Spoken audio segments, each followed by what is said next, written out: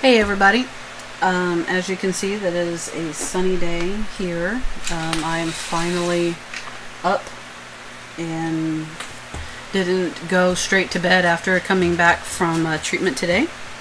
I got a partial diagnosis that I feel okay with. I'm not completely happy about it, but I'm not completely disappointed. I think I saw this coming, so I'm not devastated, let's just say that. I have been in a manic mood all day, so the diagnoses kind of fit to how I'm feeling.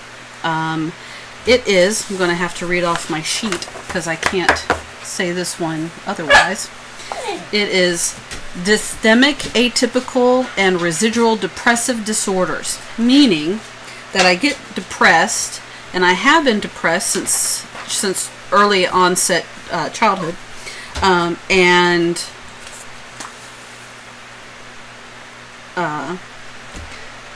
it has basically gone untreated. But quite honestly, I think that's typical with a lot of mental disorders or mental illnesses, that they go untreated for so long because sometimes you feel better, sometimes you feel worse, but it's normal. It's what we conceive as normal, or we believe is normal. And that everybody goes through this because we don't have a frame of reference for what is normal, or how people without mental illnesses function. We don't have that. Most likely people from our childhood had untreated psychosomatic illnesses and mental illnesses.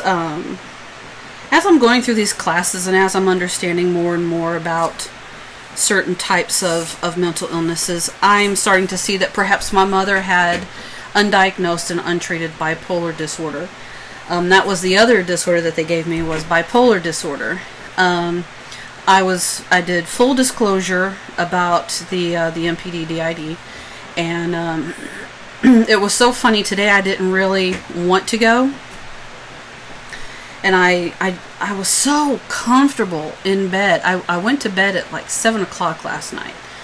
And I took my medication as usual, but I hadn't been sleeping very well at all during this whole week.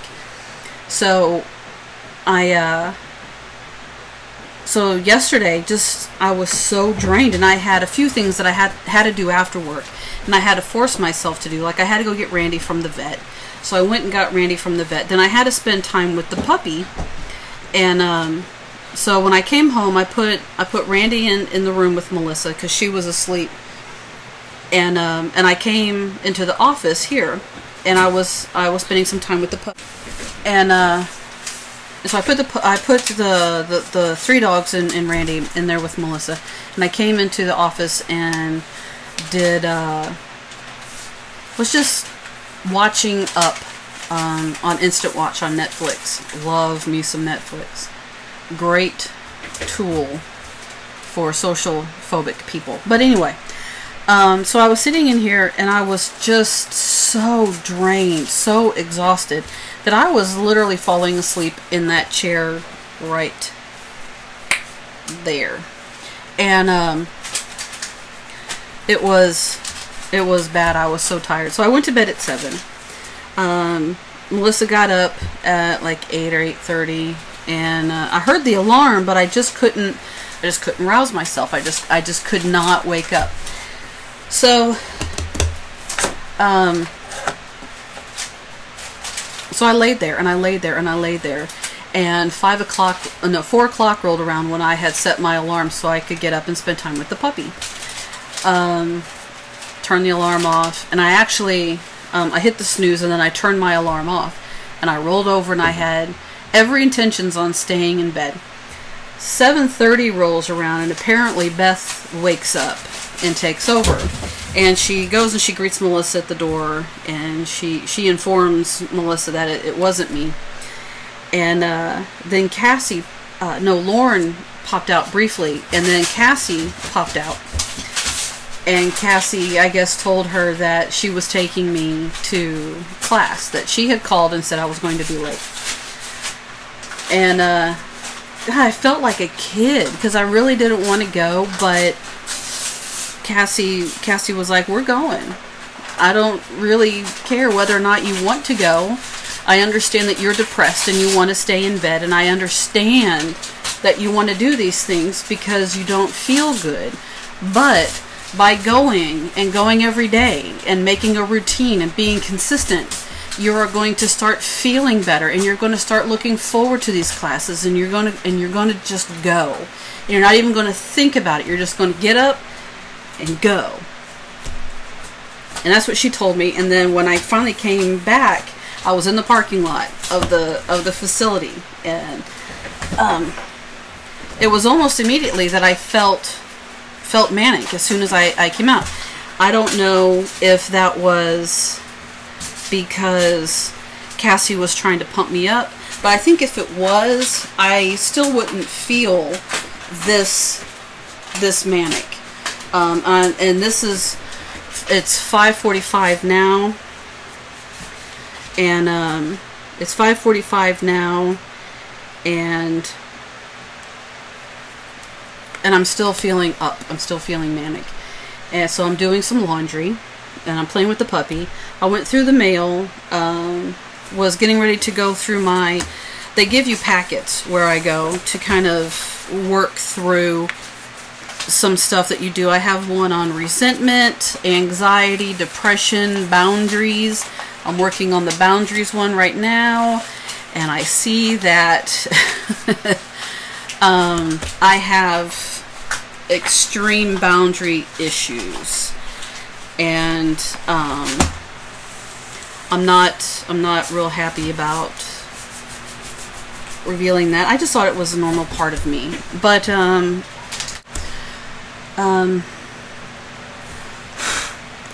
so I hope everybody's well. I'm hoping that I come down from this manic mood soon, so I will be able to go to sleep tonight. Oh, he started me on new medication. I don't know if I told you guys, but I am on Xanax and Lexapro. He's weaning me off the Xanax, and now he has added Tegretol, Tegretol, and it's the family of Depakote. I've used Depakote before. Wasn't completely happy with the zombie feeling that it left me with, but he said he liked this one better because it didn't cause weight gain. And we see what has happened from taking Neurontin. Yeah. If this gives you any idea, I've been eating.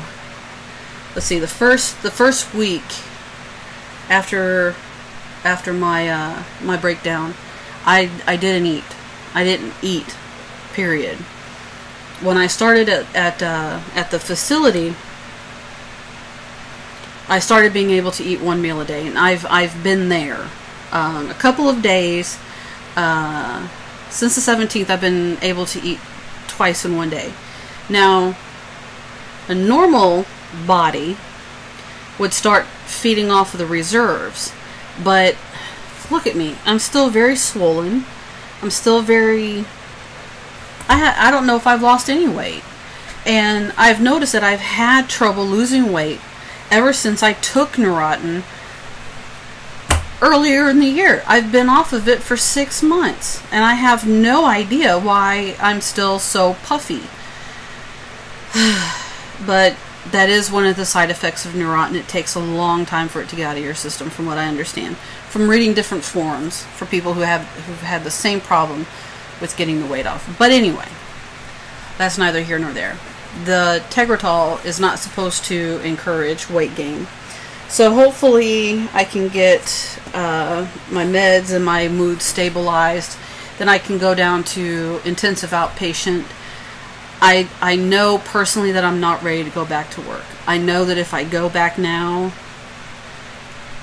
I'll be back at that psychiatric hospital inpatient, like full on inpatient, and we don't want that. And as much as I want to be back at work, I know personally that I'm not ready. And oh, I came out in my group about being multiple, and they got a kick out of the term singleton. And one lady was like, "Is that what we are, singletons?"